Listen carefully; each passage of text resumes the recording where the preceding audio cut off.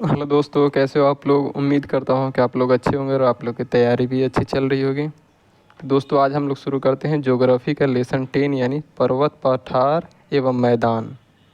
तो आइए इस चैप्टर के क्वेश्चन नंबर फर्स्ट पे आ जाते हैं हम लोग। तो क्वेश्चन नंबर फर्स्ट है, स्थल मंडल के कुल क्षेत्रफल के कितने प्रतिशत भाग पर पर्वतों का विस्तार है। तो इसका राइट आंसर हो जाएगा ऑप्शन ए यानी 26% पे। क्वेश्चन नंबर 2 है, पर्वत की गणना किस श्रेणी के स्थल के रूप में की जाती है। तो 2 का राइट आंसर हो जाएगा ऑप्शन बी यानी द्वितीय श्रेणी। क्वेश्चन नंबर 3 है, पर्वतों पर विश्व की कितना प्रतिशत जनसंख्या निवास करती है। तो इसका राइट आंसर हो जाएगा ऑप्शन ए यानी 1%। आ जाते हैं हम लोग क्वेश्चन नंबर 4 पे। क्वेश्चन नंबर 4 है, पर्वतों का उत्पत्ति से संबंधित रेडियो सक्रियता का सिद्धांत का प्रतिपादन किसने किया। तो इसका राइट आंसर हो जाएगा option A jolly. Question number 5 है, पर्वत निर्माण भूसन्नति सिद्धांत का प्रतिपादन किसने किया। तो इसका राइट आंसर हो जाएगा ऑप्शन डी यानी कोबर ने। क्वेश्चन नंबर 6 है, विश्व के विशाल वलित पर्वतों की रचना आज से लगभग कितने मिलियन वर्ष पूर्व हुई थी। तो 6 का राइट आंसर हो जाएगा ऑप्शन डी यानी 30 मिलियन पूर्व। क्वेश्चन नंबर हम लोग 7 पे आ जाते हैं। तो क्वेश्चन नंबर 7 है,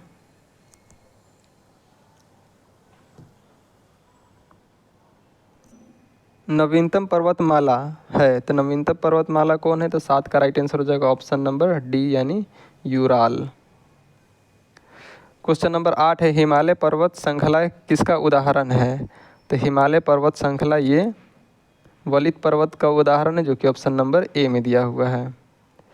क्वेश्चन नंबर 9 है, एंडीज पर्वत उदाहरण है। तो एंडीज पर्वत भी वलित पर्वत का ही उदाहरण है। तो इसका right answer option number B हो जाएगा। क्वेश्चन नंबर हम लोग 10 पे आ जाते हैं। तो क्वेश्चन नंबर 10 है, अवशिष्ट पर्वत का उदाहरण नहीं है।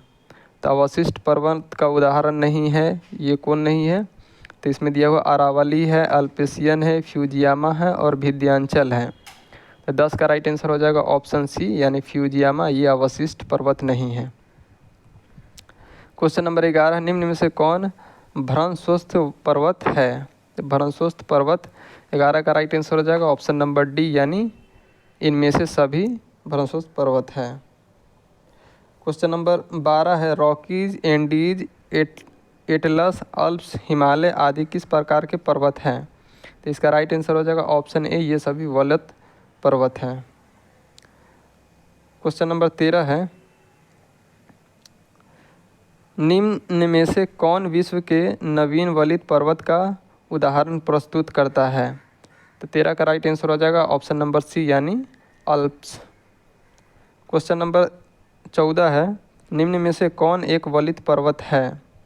तो वलित पर्वत है हिमालय, जो कि ऑप्शन नंबर डी में दिया हुआ है। तो इसका राइट आंसर ऑप्शन डी हो जाएगा।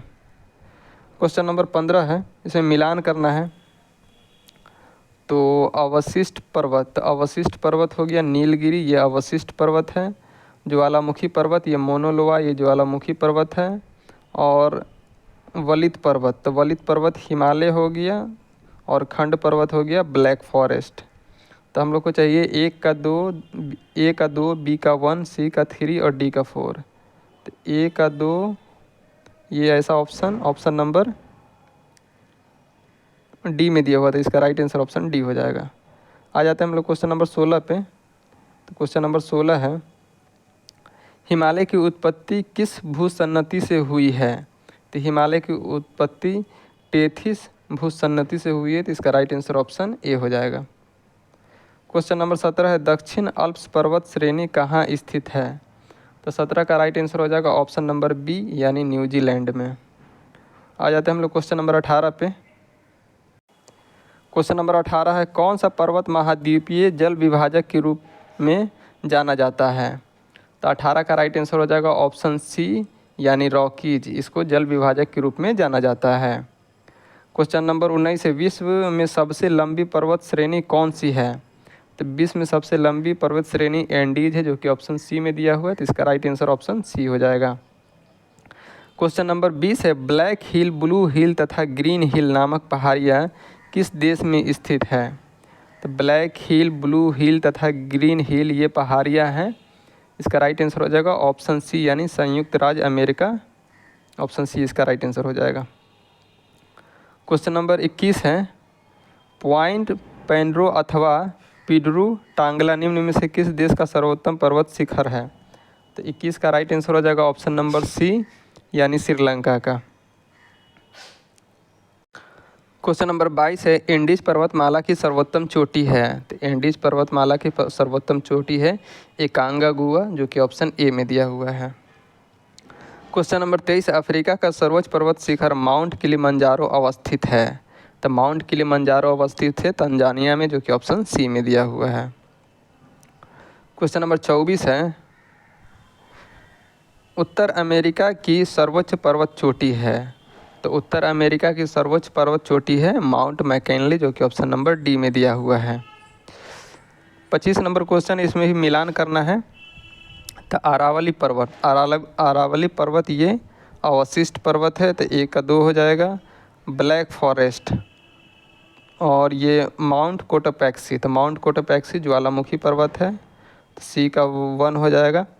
और ब्लैक फॉरेस्ट और अल्पस, तो अल्पस एक वलित पर्वत है, तो डी का 3 हो जाएगा और बी का 4 हो जाएगा। तो इस तरह से हम लोग का आंसर हो जाएगा ए का 1, ए का 2 और सी का 1। तो ए का 2 और सी का 1 किस में है? ए का 2 और सी का 1 ऐसा ऑप्शन सिर्फ बी में दिया हुआ, तो इसका राइट आंसर ऑप्शन बी हो जाएगा। तो 25 का राइट आंसर ऑप्शन बी है। क्वेश्चन नंबर हम लोग 26 पे आ जाते हैं। तो क्वेश्चन नंबर 26 में मिलान करना है। तो ये एटलस ये स्पेन का है, तो ए का 1 हो जाएगा। किलिमंजारो ये इक्वाडोर का है, तो ये भी बी का 2 हो जाएगा। चिम्ब्रोजो ये तंजानिया का है और पायरेंजी ये मोरक्को का है, तो इसका राइट आंसर हो जाएगा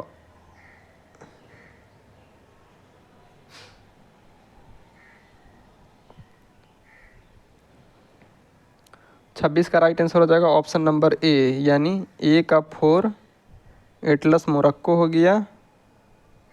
बी का 3 मतलब ये किलिमंजारो तंजानिया का हो गया। चिम्ब्रोजो ये हो गया इक्वेडोर का और पायरेंजी ये हो गया फ्रांस और स्पेन का। तो इस तरह से हम लोग का राइट आंसर ऑप्शन ए हो जाएगा।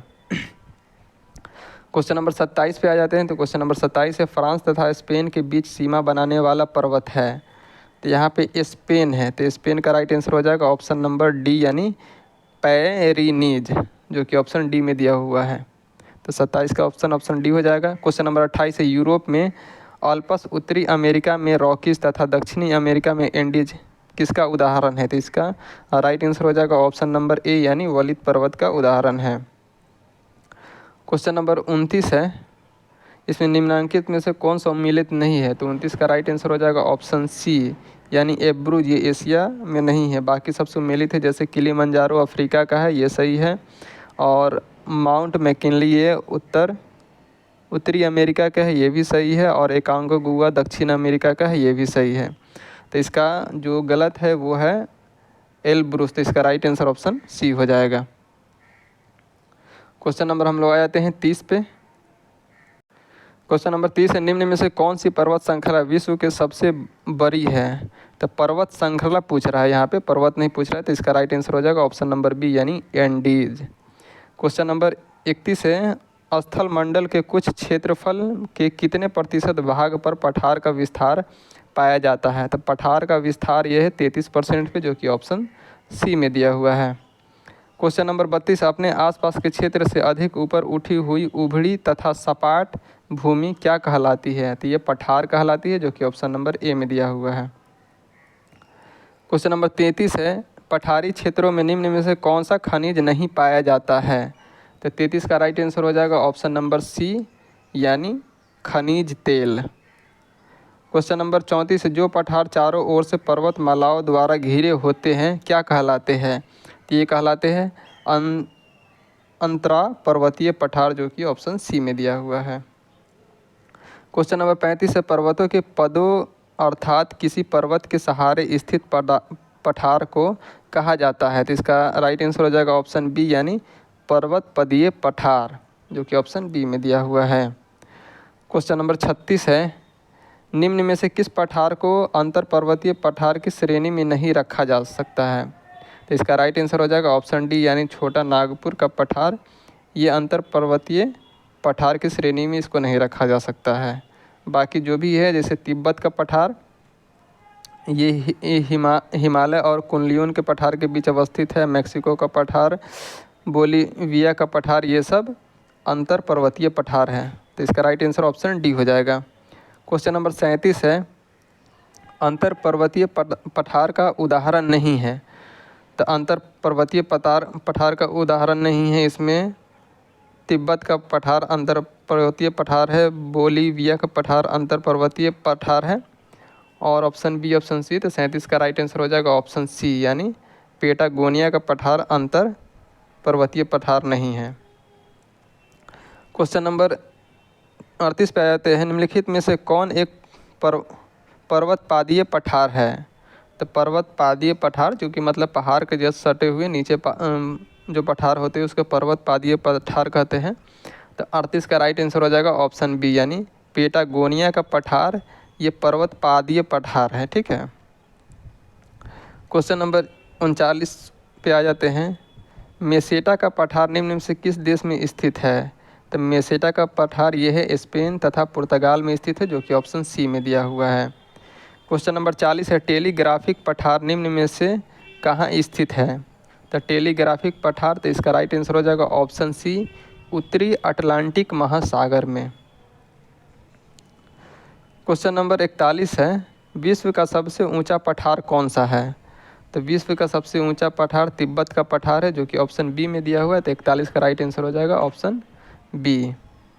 क्वेश्चन नंबर 42 है, पोटवार पठार निम्न में से किस देश में स्थित है? तो पोटवार पठार ये स्थित है पाकिस्तान में, जो कि ऑप्शन डी में दिया हुआ है। तो 42 का राइट आंसर ऑप्शन डी हो जाएगा। क्वेश्चन नंबर 43 है, लोयस पठार स्थित है?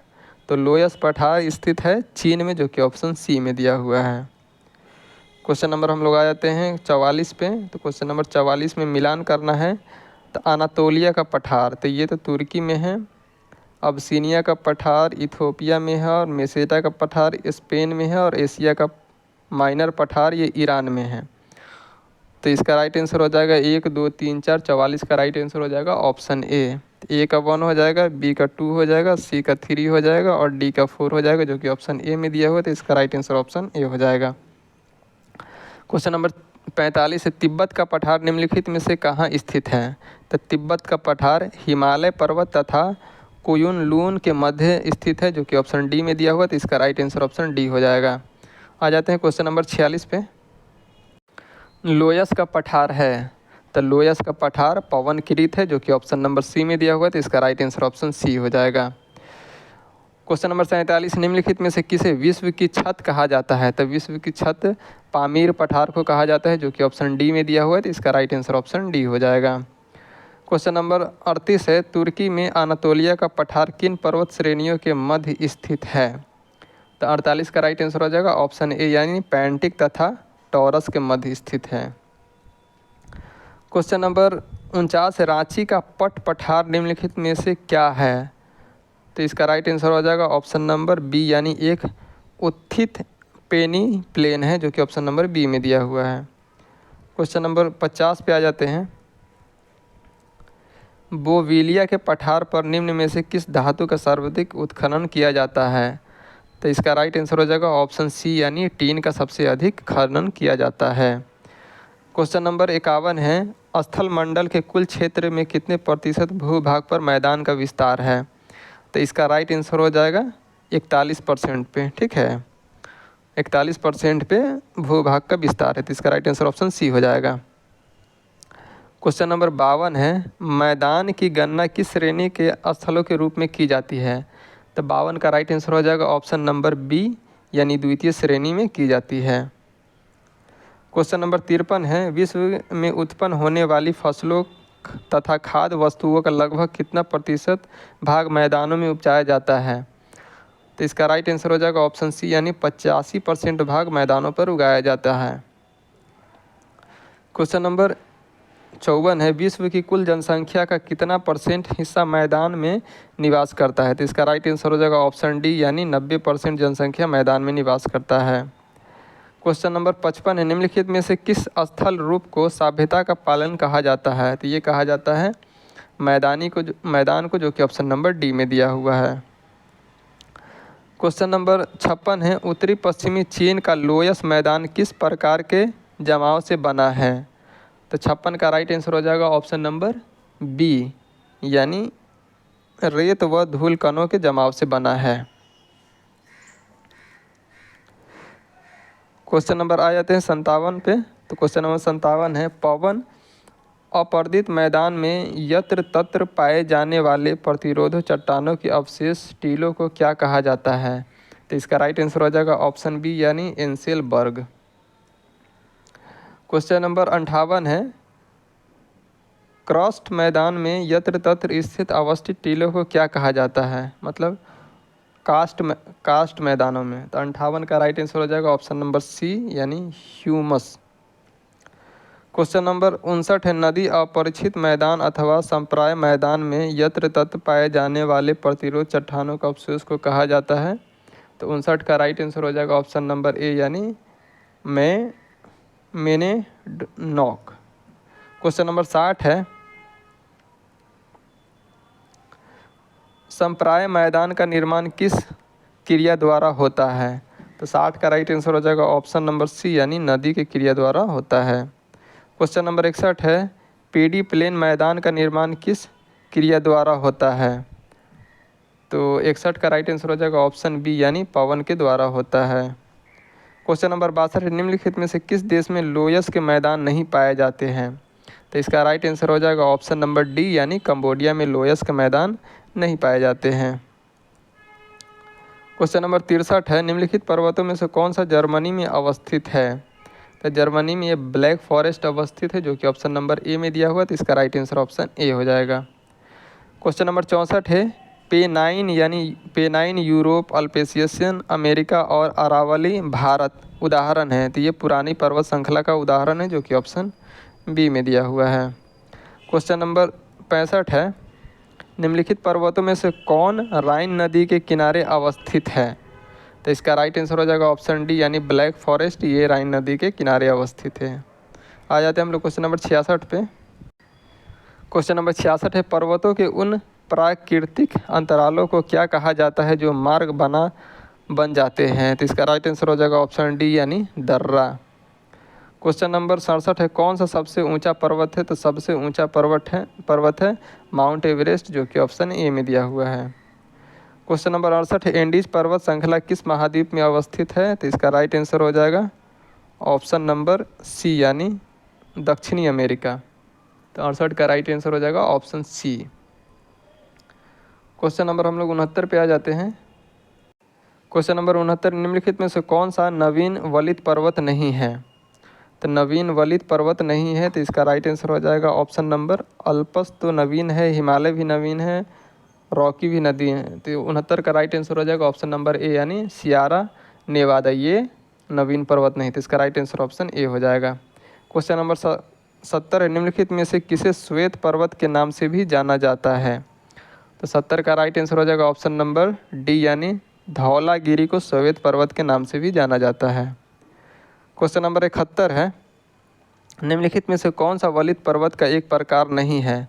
तो 71 का राइट आंसर हो जाएगा ऑप्शन नंबर सी अरावली, ये नवीन पर्वत का उदाहरण नहीं है। तो इसका राइट आंसर ऑप्शन सी हो जाएगा। तो इस तरह से दोस्तों हम लोग का ये चैप्टर कंप्लीट होता है। अगर वीडियो अच्छी लग रही है तो लाइक कीजिए, शेयर कीजिए। अगर सब्सक्राइब नहीं किए हैं तो सब्सक्राइब कर लीजिए। धन्यवाद।